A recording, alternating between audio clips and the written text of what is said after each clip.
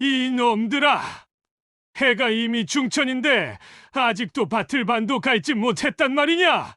너희가 먹는 밥이 공짜로 나오는 줄 아느냐? 옛날 옛적 조선 중기 어느 고을에 이런 이야기가 전해져 내려옵니다. 세상에는 두 가지 길이 있습니다. 하나는 탐욕으로 가득 찬 길, 다른 하나는 의리로 이어진 길. 권력과 재물을 탐하는 자는 결국 그 무게에 짓눌리고 천대받던 이들의 의리가 세상을 바꾸는 힘이 된다는, 오늘 들려드릴 이야기는 경상도 어느 고을의 박진사와 그의 노비들에 관한 이야기입니다. 한때 높은 양반이었던 자가 어찌하여 노비의 신분으로 떨어지게 되었는지, 그리고 천한 신분이었던 이들이 어떻게 자신들의 마을을 일구게 되었는지. 자, 이제 시작합니다. 귀 기울여 들어보시지요. 경상도 안동고을에서 하루 길을 더 가면 나오는 작은 마을. 그곳에 박진사의 저택이 있었습니다. 3대가 벼슬을 지낸 양반가의 후손, 박씨 가문의 종손 박진사. 그의 할아버지는 청렴한 목민관으로 이름이 높았고 아버지 또한 백성을 사랑하는 선비였다고 합니다. 하지만 박진사는 달랐습니다. 이놈들아, 해가 이미 중천인데 아직도 밭을 반도 갈지 못했단 말이냐? 너희가 먹는 밥이 공짜로 나오는 줄 아느냐? 박진사의 집에는 23명의 노비가 있었습니다. 어떤 이는 대대로 이 집안을 섬긴 솔거노비였고, 어떤 이는 빚을 갚지 못해 노비가 된 사람도 있었습니다. 그 중에서도 굳건이와 다리는 특별한 사이였습니다. 굳건이는 28, 다리는 25. 둘은 남매는 아니었으나 어린 시절부터 함께 자라 남매보다 더 깊은 정을 나누는 사이였지요. 다리야, 잠깐 쉬어가자. 내 손을 보니 물집이 터져 피가 나는구나. 괜찮아요, 오라버니. 이 정도야. 우리가 쉬면 진사 나리께서 또 벌을 내리실 거예요. 어제 복돌이 형님이 잠깐 쉬었다고 저녁밥을 못 먹었잖아요. 그래, 참아야지. 우리가 할 수 있는 건 참는 것뿐이니까. 굳거나 다리야, 이 늙은이가 대신 좀 해주마. 너희는 잠깐 물이라도 마시고 오너라. 칠복 할아버님, 어찌 그러세요? 할아버님께서는 연세도 많으신데. 허허, 이 늙은 것이 아직은 쓸모가 있단다. 어서 다녀오너라. 칠복 영감은 박진사의 할아버지 때부터 이 집안을 섬긴 노비였습니다. 70이 넘은 나이에도 여전히 일을 하고 있었지요. 옛날 박진사의 할아버지께서는 노비들을 가족처럼 대했고, 아플 때는 약을 주고, 늙으면 편히 쉴 수 있게 해주었다고 합니다. 하지만 지금의 박진사는 달랐습니다. 더 가져오너라. 이 고기는 질기고 술은 또 왜 이리 미지근하냐? 영감, 요새 곳간의 쌀이 많이 줄었다고 하던데 노비들 밥을 조금 줄이는 게 어떻겠습니까? 그래야지. 저것들이 먹는 게 얼만데. 하루 두 끼면 충분하다. 아침과 저녁만 주도록 해라. 그렇게 노비들의 삶은 날이 갈수록 고달파졌습니다. 그해 여름은 유난히 비가 많이 내렸습니다. 양반집 기와집은 멀쩡했지만 노비들이 사는 움막은 지붕이 여기저기 새어 잠을 이룰 수가 없었습니다. 복돌이가 굳건이에게 다급하게 말합니다. 굳거나, 이러다간 지붕이 무너지겠다. 진사 나리께 말씀드려서 집이라도 얻어야 하지 않겠나? 내가 가보마. 다리야, 너는 여기서 할아버지를 돌봐드려라. 굳건이는 빗속을 뚫고 사랑채로 향했습니다. 날이 소인 굳건이옵니다. 황송하오나 한 말씀 여쭙고자. 밤중에 무슨 소란이냐? 들어오너라. 날이 소인들이 거처하는 움막에 지붕이 낡아 비가 새옵니다. 집 몇 단만 허락해 주신다면 소인들이 직접 고치겠나이다. 뭐, 짚을 달라고? 그 짚이 얼마나 귀한 것인지 아느냐? 요새 집값이 얼마나 올랐는데 비 좀 맞는다고 죽지는 않을 것이니 그냥 참고 지내거라. 날이 칠복 할아버님께서 연세도 많으시고 요새 기침도 심하신데 이러다가는 닥쳐라. 내가 안 된다고 하면 안 되는 것이다. 당장 물러가지 못할까. 굳건이는 빈손으로 돌아올 수밖에 없었습니다. 굳건한 나리께서 뭐라 하시더냐? 할아버님 조금만 더 참으십시오. 제가 뭐라도 방법을 찾아보겠습니다. 할아버지, 제 옷이라도 벗어서 구멍을 막아드릴게요. 아니다, 아니야. 너희들이 감기라도 들면 어쩌려고 그러느냐. 컬럭컬럭. 그날 밤 비는 새벽까지 그치지 않았습니다. 며칠 후 칠복 영감은 결국 일어나지 못했습니다. 평생을 박씨 집안을 섬긴 충직한 사람이었지만 차가운 빗물을 맞으며 얻은 병을 이기지 못한 것입니다. 할아버지, 할아버지, 정신 차리세요. 할아버지. 할아버지께서는 언제나 우리를 챙겨주셨는데 우리는 아무것도 해드리지 못했습니다. 진사 나리께 말씀드려야 한다. 장례라도 제대로 치러드려야 하지 않겠는가. 노비들은 박진사를 찾아갔습니다. 날이 칠복 할아버님께서 돌아가셨나이다. 할아버님은 선대 나리 때부터 50년을 이 집안을 섬기셨사옵니다. 부디 장례를 치를 수 있도록 허락해 주시옵소서. 그래, 죽었구나. 그럼 뒷산에 묻어라. 관은 낭비다. 그냥 거적으로 싸서 묻도록 해라. 날이 어찌 그러실 수 있습니까? 할아버님은 평생을 여편 내가 감히 주인에게 대들어 당장 물러가지 못할까. 그날 노비들의 가슴 속에는 깊은 원한이 뿌리를 내렸습니다. 하지만 그들은 참을 수밖에 없었습니다. 저항할 힘도 갈 곳도 없었으니까요. 하지만 세상은 돌고 돕니다. 악은 언젠가 그 값을 치르게 되는 법이지요. 칠복 영감을 보낸 후 노비들은 더욱 서로에게 의지하게 되었습니다.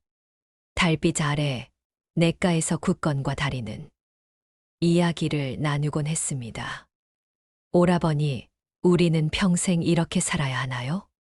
칠복 할아버님처럼 일만 하다가 비참하게 돌아가는 건가요? 다리야, 나도 모르겠다. 솔직히 말하면 나도 두렵다.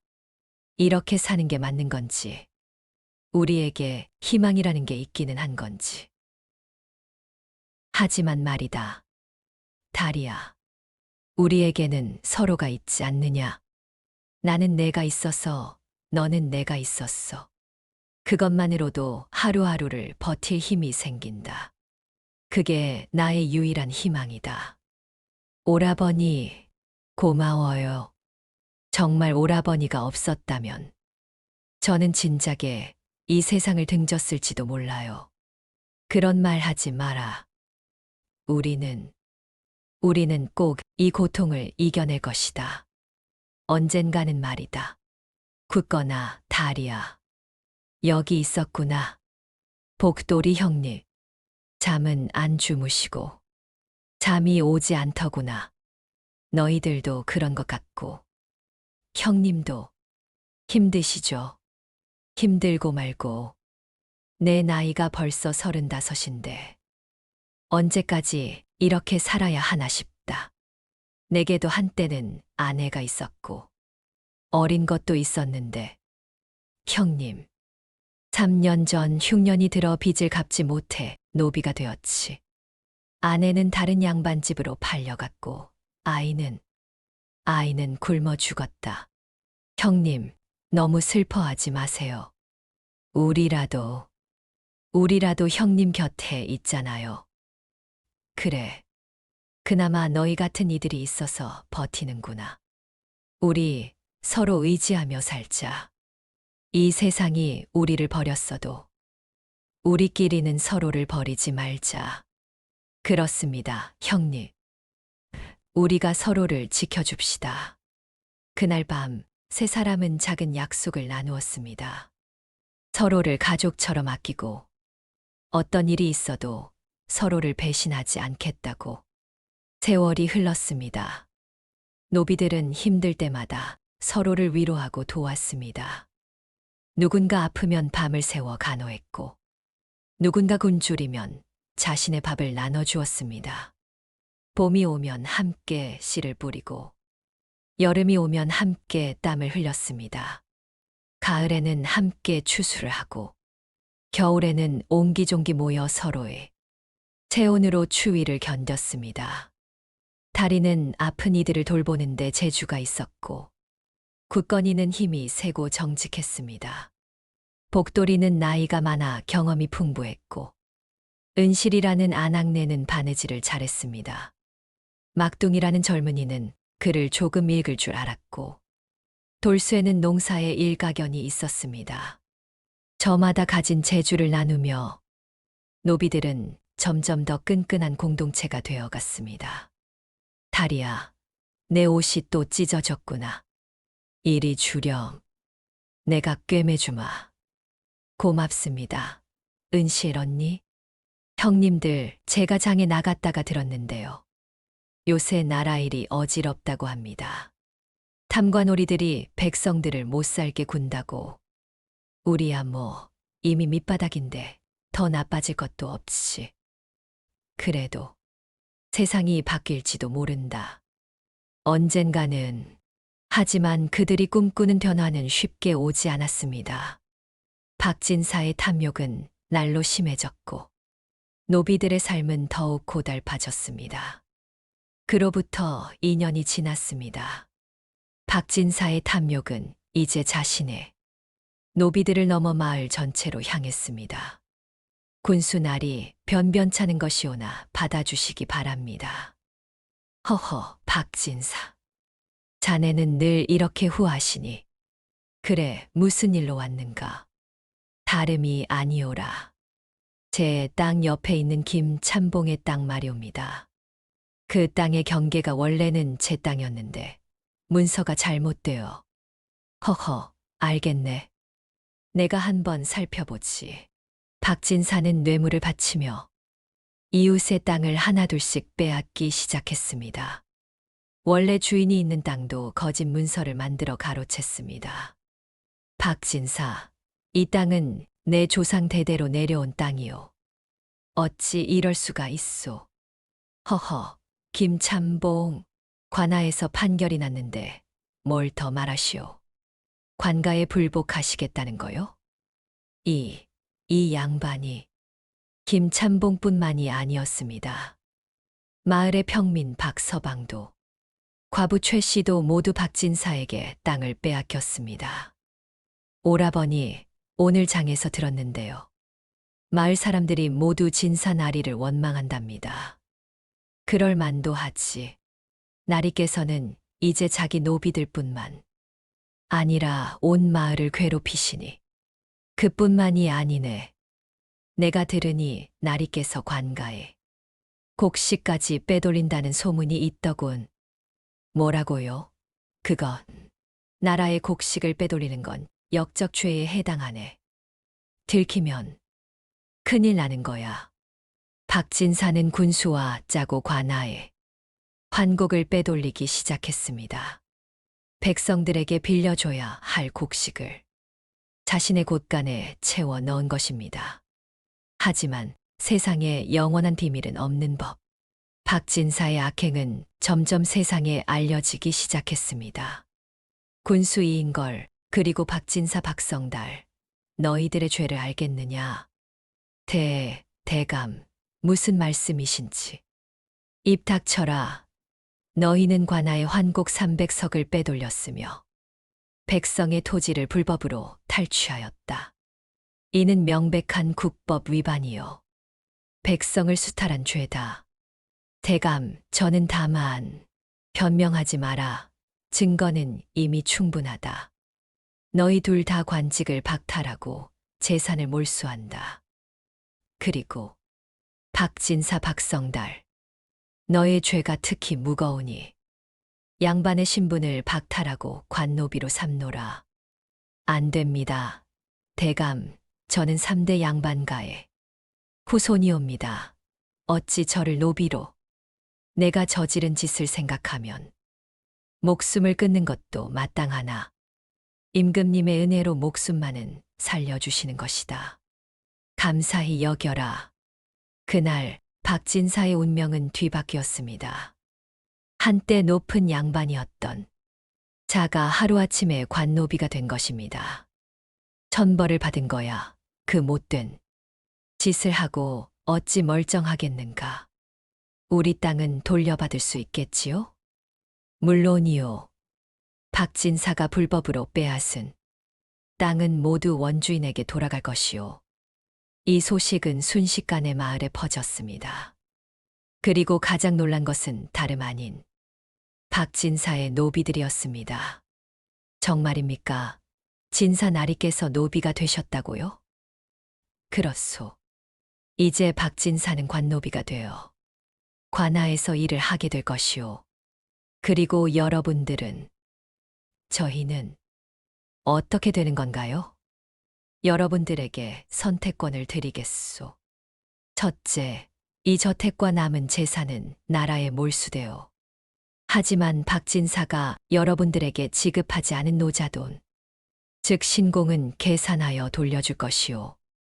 신공이라면 우리가 일한 대가로 받았어야 할 돈을 말씀하시는 겁니까?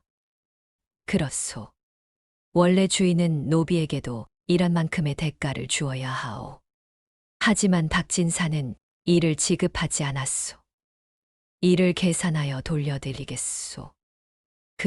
그럼 저희는, 둘째, 여러분들은 이제 자유의 몸이요. 원하면 다른 곳에 가서 새로운 삶을 살 수도 있고, 함께 모여 마을을 이룰 수도 있소. 선택은 여러분의 몫이요. 노비들은 서로를 바라보았습니다. 평생을 노비로 살았던 이들에게 갑자기 찾아온 자유. 그것은 기쁨이기도 했지만 동시에 두려움이기도 했습니다. 우리 정말 자유가 된 건가요? 믿기지가 않아요. 그런데 우리 어디로 가야 하죠? 갈 곳도 없고 아는 곳도 없는데 신공을 받는다고는 하지만 그게 얼마나 되겠어요? 먹고 살 수 있을까요? 여러분, 제 말을 들어주십시오. 우리는 지난 세월 동안 서로를 의지하며 살아왔습니다. 춥고 배고픈 날에도, 슬프고 힘든 날에도 우리는 서로가 있었기에 버틸 수 있었습니다. 맞아요. 우리는 가족이나 다름없어요. 저는 제안하고 싶습니다. 우리가 받을 신공을 모아서 함께 땅을 사는 게 어떨까요? 그리고 우리끼리 작은 마을을 만드는 겁니다. 마을을. 우리가? 그렇습니다. 우리가 주인이 되는 마을. 누구도 천하게 대하지 않고 서로를 존중하며 살아가는 마을 말입니다. 좋아요. 저도 그렇게 하고 싶어요. 저도요. 저도 찬성입니다. 하나둘씩 노비들은 고개를 끄덕였습니다. 23명 모두가 한 마음이 된 것입니다. 여러분의 신공을 계산해 보니 모두 합쳐 은자 300냥이 되어 이 돈이면 마을 외곽의 황무지를 살 수 있을 것이오. 감사합니다. 나리, 저희는 그 땅을 사겠습니다. 그렇게 노비들은 마을 북쪽의 황무지를 샀습니다.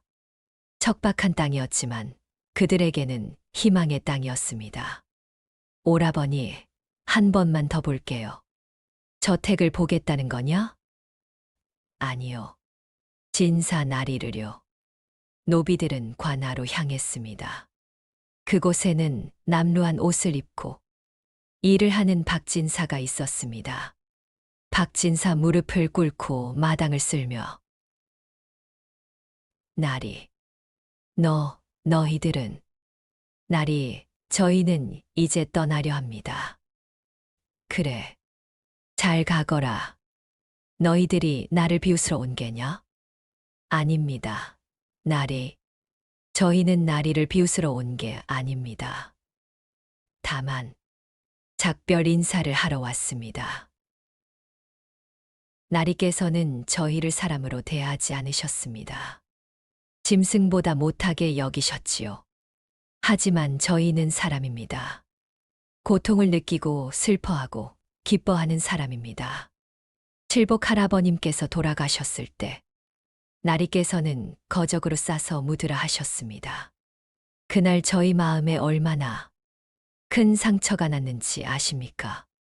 이제 나리께서는 노비가 되셨습니다. 이제야 저희의 고통을 조금은 이해하실 수 있을 겁니다. 나리, 저희는 나리께 복수하러 온 게 아닙니다. 다만 이것만은 기억해 주십시오. 신분이 높고 낮음이 사람의 가치를 정하는 것은 아니라는 것을요. 나는 정말 큰 잘못을 저질렀구나. 너희들을 사람으로 보지 않았구나. 깨달으셨다니 다행입니다. 나리, 부디 남은 생을 후회 없이 사십시오. 안녕히 계세요, 나리. 노비들은 고개를 숙여 인사하고 돌아섰습니다. 박진사는 그들의 뒷모습을 보며 울부짖었습니다. 미안하다. 정말 미안하다. 하지만 노비들은 돌아보지 않았습니다. 그들은 이제 앞만 보고 걸어가야 했습니다. 새로운 삶을 향해. 노비들이 산 땅은 마을 북쪽 산자락 아래에 있었습니다. 나무도 별로 없고 돌이 많은 척박한 땅이었습니다. 이런 땅에서 무엇을 가꿀 수 있을까요? 걱정 마라. 내가 농사에 대해서는 좀 안다. 돌을 치우고 땅을 일구면 분명 뭐든 자랄 수 있을 거야. 모두들 힘을 합치면 못할 게 없습니다. 우리 시작해 봅시다. 그렇게 노비들의 땅 일구기가 시작되었습니다. 봄이 왔습니다. 남자들은 돌을 치우고 땅을 갈았습니다. 여자들은 씨앗을 뿌리고 물을 주었습니다. 아이들은 새들을 쫓았습니다. 형님, 잠깐 쉬어 가시지요. 괜찮네. 예전에는 주인을 위해 일했지만 지금은 우리를 위해 일하니 힘이 나는구나. 다들 고생이 많으세요. 제가 점심을 준비했어요. 오늘은 된장찌개도 끓였답니다. 오, 다리가 만든 찌개라니. 점심시간 모두가 둘러앉아 밥을 먹었습니다. 비록 보리밥에 된장찌개뿐이었지만 그들의 얼굴에는 웃음이 가득했습니다. 이렇게 다 같이 밥을 먹으니 좋네요. 예전에는 주인님 드시고 남은 것만 먹었는데. 맞아요. 그리고 지금은 우리가 원하는 만큼 먹을 수 있잖아요. 허허, 그래도 아껴 먹어야지. 아직 수확까지는 시간이 남았으니까. 여러분, 제 말 좀 들어주십시오. 우리가 이렇게 새로운 시작을 할 수 있게 된 것, 모두가 함께 했기에 가능한 일이었습니다.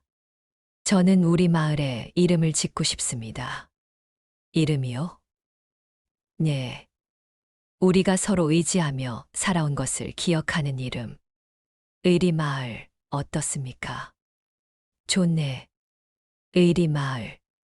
서로를 저버리지 않고 의리를 지키며 살아가는 마을. 아주 좋아. 저도 좋아요.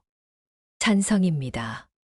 그렇게 의리마을이 탄생했습니다. 여름이 왔습니다. 뜨거운 햇볕 아래서 땀을 흘리며 일했지만 아무도 불평하지 않았습니다. 가을이 왔습니다. 첫 수확의 계절이었습니다. 보세요. 보리가 이렇게 잘 자랐어요. 정말이에요. 우리가 정말 해냈어요. 이것은 우리의 땀과 노력의 결과입니다. 우리가 함께 일군 결실입니다. 첫 수확은 많지 않았습니다. 하지만 그것은 그들에게 가장 소중한 것이었습니다. 자신들의 손으로 일군 곡식이었으니까요. 굳거나 우리 이제 진짜 농민이 된 것 같구나. 그렇습니다, 형님. 우리는 이제 자유로운 농민입니다. 앞으로 더 열심히 일해서 이 마을을 크게 만들어 봅시다. 저도 힘을 보태겠습니다. 의리 마을의 사람들은 해가 갈수록 더 단단해졌습니다. 이듬해 봄, 그들은 더 많은 땅을 일구었습니다. 여름에는 더운 날씨를 견디며 밭을 돌봤고, 가을에는 작년보다 2배나 많은 수확을 거두었습니다. 오라버니, 올해는 쌀도 조금 수확했어요. 그래, 다리야. 우리가 조금씩 나아지고 있구나. 3년이 지났습니다. 의리마을은 이제 제법 마을다운 모습을 갖추었습니다. 집도 여러 채 지었고 밭도 넓어졌습니다. 어느 날 이웃 마을에서 한 사람이 찾아왔습니다. 실례합니다. 이곳이 의리마을이라 들었는데. 그렇습니다. 무슨 일로 오셨습니까? 저도 한때 노비였습니다. 주인이 파산하여 자유를 얻었지만 갈 곳이 없어 떠돌고 있었습니다. 소문을 듣고 찾아왔는데 혹시 저도 이곳에서 살 수 있을까요? 굳건다리와 복도를 간절한 눈빛으로 애원을 합니다. 오라버니, 우리도 한때는 갈 곳 없는 사람들이었잖아요. 맞네. 우리가 도와줘야지. 어서 오십시오. 이곳은 의리로 이루어진 마을입니다. 당신도 우리와 함께 하신다면 환영합니다. 감사합니다. 정말 감사합니다. 그날 이후로 의리마을에는 하나둘씩 사람들이 모여들기 시작했습니다. 갈 곳 없는 노비 출신들, 가난한 농민들, 고아가 된 아이들. 의리마을은 그들 모두를 받아들였습니다. 그리고 함께 일하고 함께 나누며 살아갔습니다. 5년이 지났습니다. 의리마을은 이제 50가구가 넘는 큰 마을이 되었습니다. 어느 가을날 다리와 굳건이는 언덕에 올라 마을을 내려다보았습니다. 오라버니, 저기 보이세요? 우리가 처음 시작했던 그 밭이요. 그래, 보인다. 돌투성이었던 그곳이 이제는 이렇게 풍요로워졌구나. 모두가 함께 노력한 결과예요. 우리가 서로를 의지했기에 가능했던 일이고요. 다리야, 고맙다. 내가 있었기에 내가 여기까지 올 수 있었어. 저야말로요. 오라버니가 없었다면 저는 진작에 포기했을 거예요. 두 사람은 마을을 바라보며 미소 지었습니다. 아이들이 뛰어노는 소리, 사람들이 웃으며 이야기하는 소리, 그리고 서로를 부르는 따뜻한 목소리들. 그것이 바로 의리마을의 소리였습니다. 10년이 흘렀습니다. 의리마을은 이제 주변에서 가장 평화롭고 풍요로운 마을로 알려졌습니다. 어느 겨울날 한 늙은 거지가 마을을 찾아왔습니다. 부디 밥 한 끼만 주십시오.